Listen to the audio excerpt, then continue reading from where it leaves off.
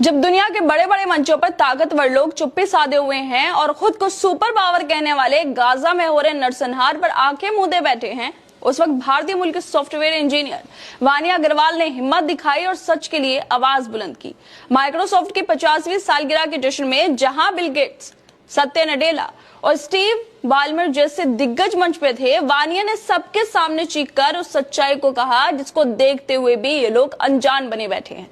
Gaza में 50,000 से ज्यादा लोगों की मौत हो चुकी है।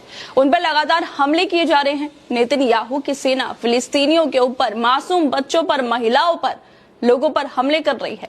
लेकिन जो लोग ह्यूमन राइट्स की बात करते हैं, दुनिया में शांति की बात करते हैं, वो लोग गाजा पर खामोश है, वो लोग नरसंहार पर खामोश है।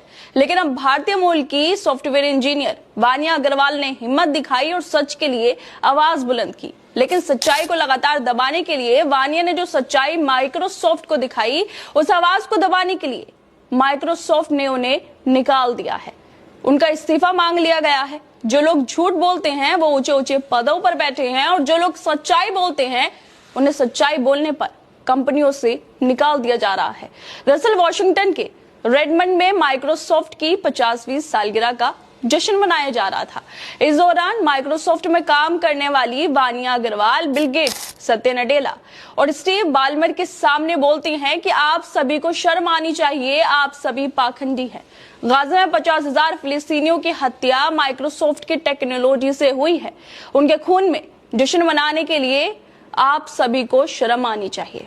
मतलब जो वहां पर नरसंहार हो रहा है उसके लिए इन लोगों को शर्म आनी चाहिए।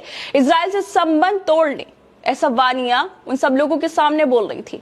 वानिया के इस विरोध के बाद बिल गेट्स, सत्या नडेला और स्टीव बाल्मर के सामने सच्चाई दिखाने के बाद उन्हें फौरन वहां से बाहर ले जाया गया, क्योंकि वो सीधे सीधे आरोप लगाती हैं कि आप लोगों को शर्म आनी चाहिए, क्योंकि गाजा में 50,000 फिलिस्तीनियों की हत्या माइक्रोसॉफ्ट की तकनीक से हुई है। उनके खून पर जश्न मनाना बंद कीजिए।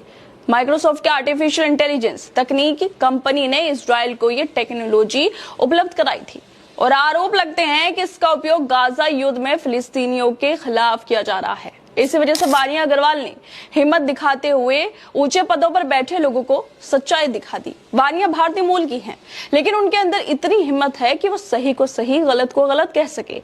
लेकिन हमारे देश में कुछ अंधभक्त ऐसे भी हैं जो इजराइल का समर्थन करते हुए मानवता को दरकिनार कर रहे हैं। भारत में एक तबका ऐसा है जो बिना सवाल उठाए इजराइल की हर हरकत को सही ठहराता है। लेकिन वानिया ने इस अंधभक्ति को चुनौती दी है। उन्होंने न सिर्फ अपने करियर को दांव पर लगाया, बल्कि माइक्रोसॉफ्ट जैसी दिग्गज कंपनी से